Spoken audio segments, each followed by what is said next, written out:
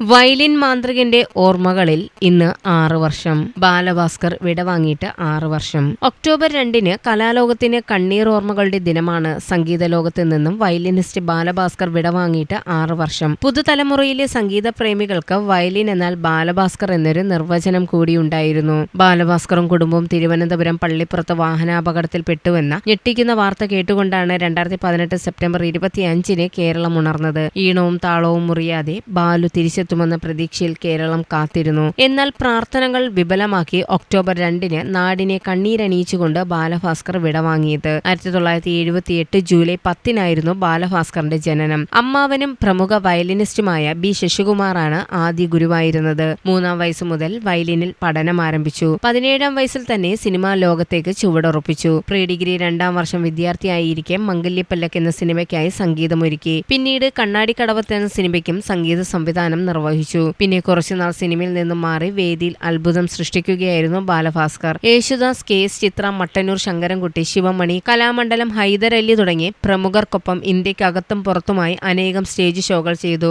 40 വയസ്സിനുള്ളിൽ ഒരു കലാകാരൻ എത്തിപ്പിടിക്കാവുന്ന ഉയരങ്ങളെല്ലാം കീഴടക്കി മുന്നേറുകയായിരുന്നു ബാലഭാസ്കർ. 10 വർഷത്തിന് ശേഷം രാജീവ് നാഥിന്റെ മോക്ഷം എന്ന സിനിമയ്ക്ക് ഈണം നൽകിയായിരുന്നു വീണ്ടും തിരിച്ചുവരവ് നടത്തിയത്. രാജീവ് അഞ്ചലിന്റെ പാട്ടിന്റെ പാലാഴിയിൽ പശ്ചാത്തല സംഗീതം ഒരുക്കിയ ബാലഭാസ്കർ സിനിമയിൽ അഭിനയിക്കുകയും ചെയ്തു. കോളേജ് വിദ്യാഭ്യാസ കാലത്ത് തന്നെ ബാലഭാസ്കർ മ്യൂസിക് ബാൻഡ് ആരംഭിച്ചിരുന്നു. കോൺസെൻട്രേറ്റഡ് ഇൻടു ഫ്യൂഷൻ എന്നതിനെ ചുരുക്കി കൺഫ്യൂഷൻ എന്നായിരുന്നു മ്യൂസിക് ബാൻഡിന്റെ പേര്. ഹിറ്റ് ഗാനങ്ങളും മ്യൂസിക് ബാൻഡിലൂടെ ബാലഭാസ്കർ സംഗീത പ്രേമികളിലേക്ക് എത്തിച്ചു. കേരളത്തിൽ ആദ്യമായി ഇലക്ട്രിക് വയലിൻ പരിചയപ്പെടുത്തിയതും ബാലഭാസ്കർ ആയിരുന്നു. ഫ്യൂഷൻ സംഗീതത്തിന്റെ അനന്ത സാധ്യതകളാണ് ആ മാന്ത്രിക വിരലുകളിൽ വിരിഞ്ഞത്. എന്നും കേൾക്കാൻ കൊതിക്കുന്ന സുന്ദര ഗാനങ്ങൾ ബാലു വയലിനിൽ മീട്ടുമ്പോൾ കേൾക്കുന്നവർ അതിൽ അലിഞ്ഞ് ഇല്ലാതാകുമായിരുന്നു. 2018 സെപ്റ്റംബർ 25 പുലർച്ചെ ദേശീയപാതയിൽ പള്ളിപ്പുറം CRPF ക്യാമ്പ് ജംഗ്ഷന് സമീപം ബാലഭാസ്കറും കുടുംബവും സഞ്ചരിച്ച കാർ അപകടത്തിൽപ്പെട്ടത്. തൃശൂരിൽ ക്ഷേത്ര ദർശനം കഴിഞ്ഞ് മടങ്ങുമ്പോഴായിരുന്നു കാർ മരത്തിലിടിച്ച് തകർന്നത്.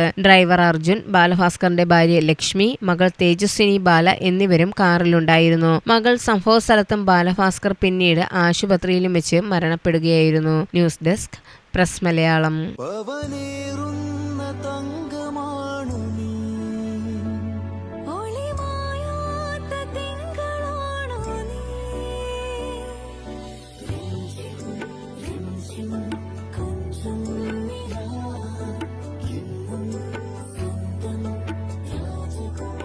Be a Rajakumari.